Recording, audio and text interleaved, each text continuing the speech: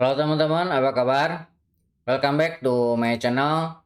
Di video kali ini kita akan melanjutkan tutorial mengenai PostgreSQL. Session ini akan membahas mengenai temporary table. Temporary table perintah dasarnya seperti ini. Jadi di PostgreSQL ada dua perintah dasar untuk temporary. Ada yang ditulis secara pendek dengan tulisan temp seperti ini, dan ada yang ditulis secara sempurna, temporary seperti ini. Keduanya sama saja akan menghasilkan sebuah tabel sementara. Nah, pada PostgreSQL, fungsi tabel temporary sama dengan temporary table pada database lainnya ya. Jadi tabel itu kita gunakan untuk menyimpan data secara sementara ketika koneksi atau session tersebut masih ada. Dan temporary table itu dibuat oleh session itu aja, tidak bisa diakses oleh session lain. Oke, kita akan buatkan contoh ya. Pertama kita akan buat tabel pelanggan ya. Create tabel pelanggan. Nah, pelanggan isinya itu ada ID, ini serial, primary key ya. Primary key, kemudian ada nama, ini varchar seperti ini. Kita akan buat tabel yang permanen. Kita jalankan, sudah. Nah, kemudian kita juga akan membuat tabel temporary. Ya, walaupun sama, ini bisa kita buat. Create temp. Nah, seperti yang ini ya, perintahnya nih, temp.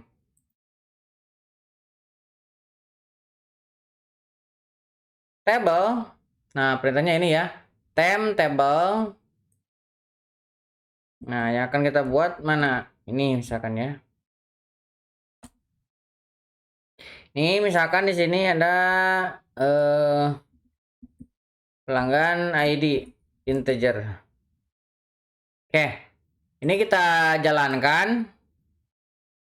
Oke, kalau kita select dari information schema, select bintang from information schema dot table.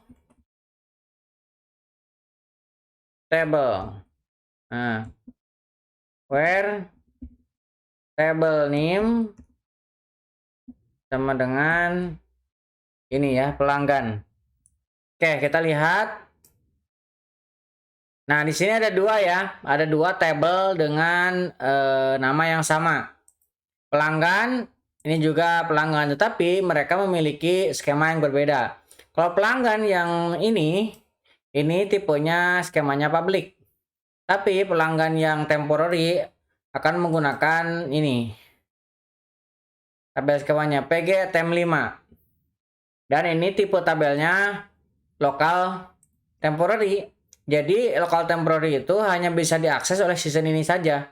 Contoh ya, kita akan buka season baru di sini ya, koneksi baru. Kemudian kita coba lihat ini, saya copy, kemudian saya jalankan sini. Maka ini hanya ada satu pelanggan saja, sedangkan di sini ada dua karena temporary ini hanya bisa diakses oleh satu season aja, season yang membuatnya, dan dia akan tetap ada sampai koneksi itu dihilangkan. Nah, kita coba koneksinya hilangkan ya, kita disconnect. Nah, kemudian kita connect lagi. Kita connect lagi. Nah, kalau kita lihat ini tidak ada. Nah, ini saya create lagi. Nah, ini baru ada. Nah, kemudian kalau misalkan kita membuat temporary seperti ini sama nih ya. Ketika kita lakukan select, maka yang akan terpanggil adalah tabel temporary-nya. Misalkan saya select bintang from ini ya, from pelanggan. Nah, Ini saya jalankan, maka yang muncul adalah pelanggan ID. Yang ini. Sedangkan yang permanen table ini tidak bisa terakses. Nah, sekarang bagaimana caranya supaya kita bisa mengakses pelanggan tabel ini?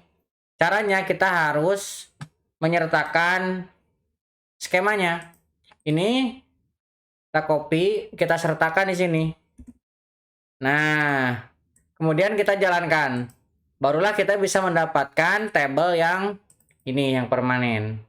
Nah, kalau misalkan ininya tidak digunakan, maka secara default dia akan diarahkan ke yang temporary. Salah bloknya ini ya.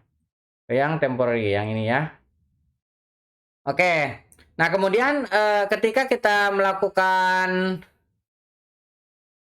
tadi sudah ya, sudah kita coba dengan disconnect dan juga sudah, maka seperti itulah temporary. Kesimpulannya, jadi temporary table hanya bisa diakses oleh satu session saja. Session yang membuatnya, ketika koneksi itu hilang, maka tabel temporary juga akan hilang. Dan tabel temporary ketika digunakan dengan nama yang sama dengan tabel permanen, maka tabel permanen tidak akan bisa diakses, tapi secara default akan diarahkan ke temporary-nya. Dan ketika ditambahkan dengan skemanya, baru kita bisa mengakses tabel yang sesuai. Oke, kurang lebih seperti itu. Mudah-mudahan bisa membantu teman-teman. Buat teman-teman yang belum subscribe, jangan lupa subscribe dan nyalakan tombol loncengnya. Sampai ketemu di video selanjutnya.